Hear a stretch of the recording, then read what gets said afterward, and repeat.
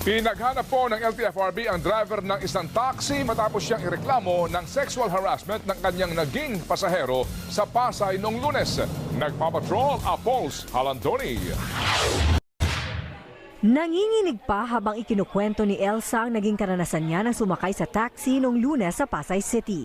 Bukod sa kaskasero raw ang driver, panay pa ang pananyansing, pambabastos at pagsasalita ng mga malalaswa sa kanya. Sabi niya, dalaga ka ba? May asawa ka ba? May anak ka ba? Gumagano siya. Sabi kong ganyan, kuya, mag-drive ka na lang. Nang maglagay umano ng tila alkohol ang driver sa kamay niya, biglang nahilo si Elsa. Sobrang sakit ng sikmura ko na nanlamig buong katawan ko. Tapos unti-unti akong nahihilo na nagdidilim yung paningin ko. Inisip ko kung tatalon ako baka lalo akong mapahamak. Nagpumilit bumaba ng taxi si Elsa sa may bandang EDSA Makati habang binalaan ng driver na may mga nagaantay sa kanya. Pinatunog ko yung cellphone ko. Sabi ko, kuya, ibaba mo na lang ako sa Forbes Park kasi magkikita kami ng pinsan ko. Sabi, hindi nga. Sabi niya ganyan, akin yung cellphone number mo. Hindi nakuha ni Elsa ang pangalan ng driver pero nakuha naman niya ang plate number ng taxi. Nang dumulog si Elsa sa LTFRB, nadiskubre na kolorum ang taxi dahil expired na ang prangkisa nito. Sinubukang puntahan ng mga operatiba ng LTFRB ang dalawang address ng operator nito pero hindi na pala rito nakatira ang operator. Inilagay na sa watch list ng traffic enforcers ang mga plaka ng mga taxi unit ng operator para mahuli ang mga ito. Hirap na hirap kami dun sa mga complainants kasi yung iba ayaw mag-file ng complaints. Natatakot din at baka balikan sila. Idinulog din ni Elsa sa Makati Police ang kanyang reklamo. Isa sa mga method nila para gumawa ng isang krimen, kaya nila dialagyan ng mga chemical o mga substance para mahilo yung tao. Payo naman ng mga otoridad sa mga madalas sumakay sa taxi. Pagpasok pa lang ng sasakyan, kunin na agad ang mga detalye nito gaya ng body number, plate number at pangalan ng taxi driver. Laging itawag o i-text sa pamilya o mga kaibigan ang impormasyong ito at pati na ang lugar na kinaroroonan. Apples Halandoni, ABS-CBN News.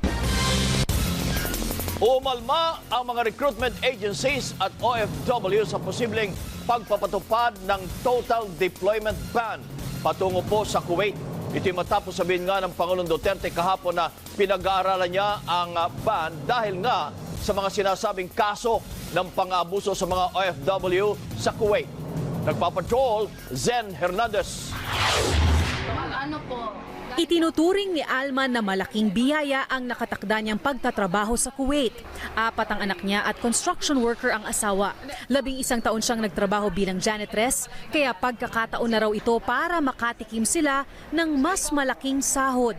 Pero sa gitna ng sunod-sunod na pagkamatay ng mga OFW na umano'y biktima ng pang-aabuso sa Kuwait, nagbanta na si Pangulong Duterte ng total ban kung hindi ito masusolusyonan. We have lost about 4 Filipino women in the last few months. It's always in Kuwait. My advice is we talk to them, state the truth, and just tell them that it's not acceptable anymore. Either we impose a total ban. Nitong Disyembre lang, 2 OFW ang nagpakamatay umano sa Kuwait.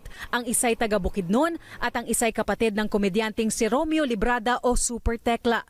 Makikipagpulong ang Department of Foreign Affairs sa Kuwaiti Ambassador para iparating na ang pagkabahala ng Pilipinas. I'm expecting a good response from the ambassador, but of course we have to see the response translate into action, meaning protection of our OFWs.